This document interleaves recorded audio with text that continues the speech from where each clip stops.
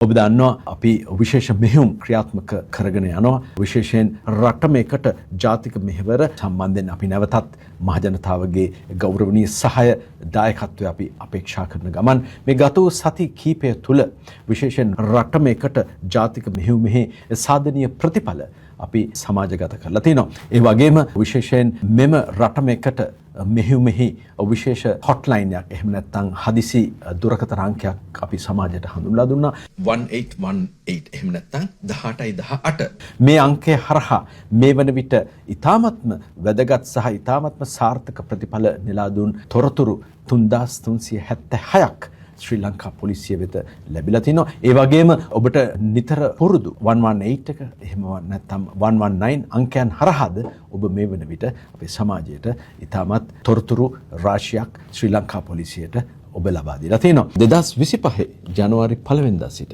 මේ දක්වා කරන ලැබූ වැටලීම් සම්බන්ධයෙන් සාරාංශයක් නැවත සමාජගත කිරීමේ අවශ්‍යතාවයක් තියෙනවා. ඒ අනුව සැකපිට ප්‍රශ්න කිරීම සඳහා පුරවැසියන් 1,66,344ක් පොලිස් භාරයට අරගෙන විවිධ ප්‍රශ්න කිරීම හරහා අපිට හැකියාව ලැබුණා විවිධ වූ අපරාධ සඳහා අවශ්‍ය කරන සැකකරුවන් 6,456ක් වැඩිදුර විමර්ශන කටයුතු සඳහා ශ්‍රී ලංකා පොලිස් භාරයට ගන්නට. ඒ වගේම ඔබ දන්නවා විශේෂයෙන් අධිකරණාත්මක වශයෙන් නිකුත් කරලා තිබුණු දින වරෙන්තු සහ විවෘත වරෙන්තු පිළිබඳව ශ්‍රී ලංකා පොලිසිය මේ අවස්ථාවේදී දැඩි අවධානයක් යොමු කරලා තිනවා. ඒ වගේම 2025 ජනවාරි 1 වෙනිදා සිට මේ දක්වා දින වරෙන්තු 71,136කට අදාළ සැකකරුවන් විවෘත වරෙන්තු 46,847ක සම්බන්ධ සැකකරුවන් පොලිස් භාරයට එහෙම නැත්නම් අත්අඩංගුවටගෙන ඉදිරි අධිකරණාත්මක වශයෙන් ක්‍රියාත්මක කිරීම සඳහා කටයුතු යොදලා තියෙනවා.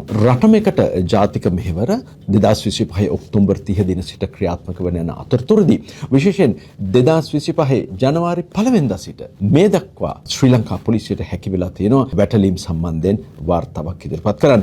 ඒ අනුව හෙරොයින් කිලෝග්‍රෑම් 1775ක් සහ gram 701ක්, ගංජා kilogram 16,151ක්, gram 791ක්, cocaine kilogram 37ක් සහ ග්‍රෑම් 398ක්, හෂීෂ් කිලෝග්‍රෑම් 729ක් සහ ග්‍රෑම් 424ක්, අයිස් කිලෝග්‍රෑම් 3606ක්, ඒ වගේම ග්‍රෑම් 465ක් යනාදී වශයෙන් සමස්ත වසරේ මේ දක්වා අපිට සැකකරුවන් සහ මෙම නීති විරෝධී මත්ද්‍රව්‍ය පොලිස් භාරයට අරගෙන අවශ්‍ය ඉදිරි නෛතික ක්‍රියාමාර්ග සඳහා අපි ක්‍රියාත්මක වෙලා තියෙනවා. රටමේකට ජාතික මෙහෙවර විශේෂයෙන් ශ්‍රී ලංකා පොලිසිය, විශේෂ කාර්යබලකාය, ඒ වගේම ත්‍රිවිධ හමුදාව මේ සියලුම ආයතනයන් එක්ව කරනු ලබන මෙහෙයුම් වල ප්‍රතිඵලයක් හැටියට T56 ගිනි අවි 70ක්, පිස්තෝල අවි 83ක්, රිවෝල්වර් 59ක් සහ වෙනත් අවි 2026ක් සමගින් සමස්ත අවි 2268ක් පොලිස් භාරයට ගන්නට.